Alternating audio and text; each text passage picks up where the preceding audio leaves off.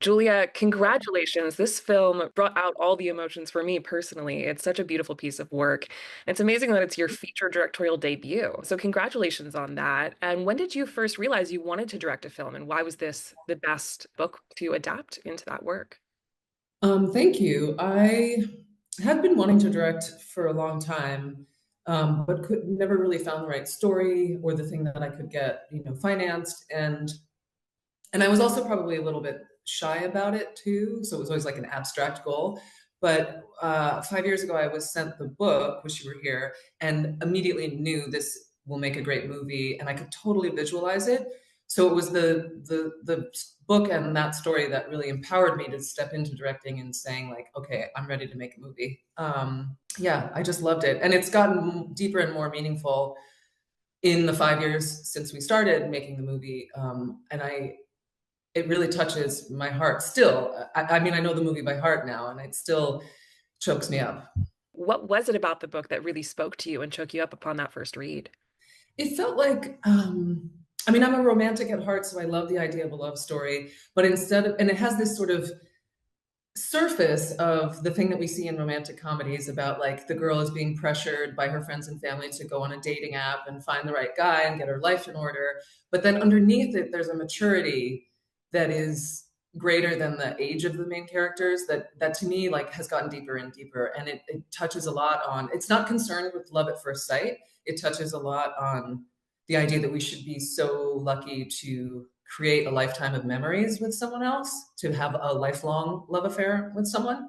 Yeah, you can definitely feel that. As you're reading the book and picturing in your head what it's going to look like when it comes to life, was there a scene that you were really wanted to get right, that you were really excited for people who love the book to be able to see on the screen?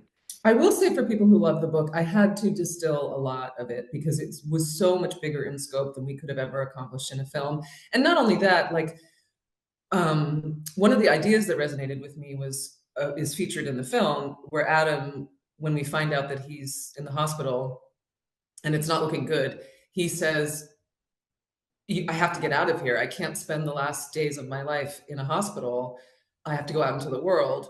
And in the book, they do, but they go to all these different locations that I wanted to pick one thing, that one place that they could go where we could just land with these characters and watch them be together instead of jumping around all over the world.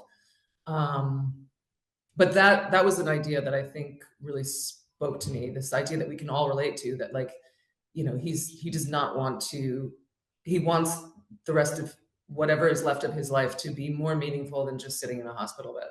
Yeah, absolutely. It was really amazing to see Mina act through these scenes as well as Isabelle, who's just such a revelation in this role. You obviously have a great relationship with her, working with her on Orphan. So, how did you know that she would be perfect to step into this role? I worked with her on Orphan. It was like the first movie that we did after the pandemic kind of eased, although we were still all in masks and worried about that.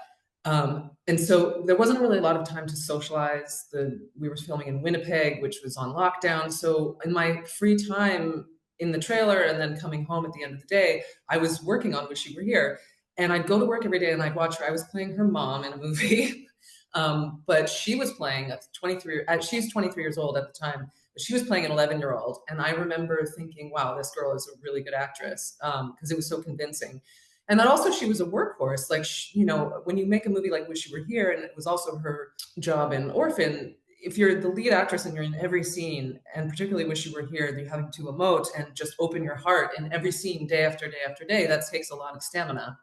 And I could completely see her have that much stamina when we were doing Orphan. She was just so great in this, and it was amazing to see her and Mina build that really beautiful chemistry on screen.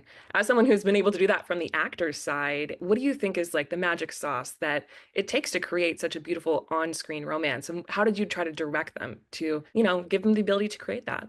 I was so lucky that they had such good chemistry. I mean, on the one hand, I can't take credit for it because they're just really good at what they do, and nobody know chemistry is such a ephemeral thing. I picked them, and it was a hunch that they would get along, but you never know. And I think that they were just fundamentally so respectful of each other that they could each feel safe. Yeah, I lucked out. I mean, I remember looking at my cinematographer after there's a scene where she goes home to his loft, and then they're flirting with each other more, and it was like 2 or 3 pages of dialogue where she's telling the story of how they first met when it's kind of a made up story. And we followed them around with a steady cam, and I didn't have to yell cut. They did the whole scene from start to finish. And I looked at my DP afterwards, and our jaws were on the floor, and we were like, wow, that was really sexy.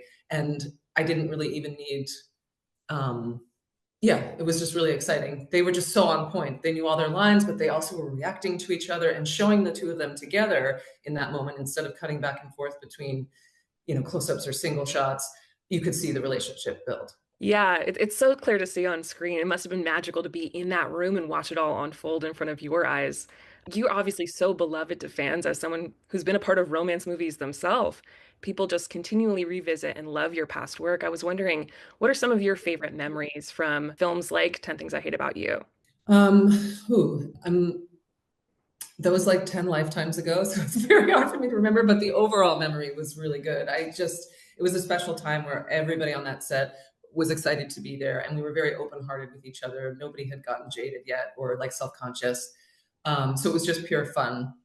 And then the Jason Bourne movies took me all around the world. That was pretty remarkable. And I could watch somebody like Matt Damon just be amazing as this character. That was really wonderful. Yeah, you've been in so many great things. Save the Last Dance is another big favorite. Are there parts of making that movie that you revisit now, all these years later? Honestly, I'm so glad that people love that movie, and I was so happy to make it. It was a challenging film, and I put a lot of pressure on myself in terms of the dancing. So I never think I'll be satisfied with my performance in the movie, but that's okay. I'm glad that people love it. You've worked with so many great directors over the years. Were there any that you worked with that inspired you, where you took a piece of maybe something that they did or something they brought to set that you wanted to bring to set in this experience?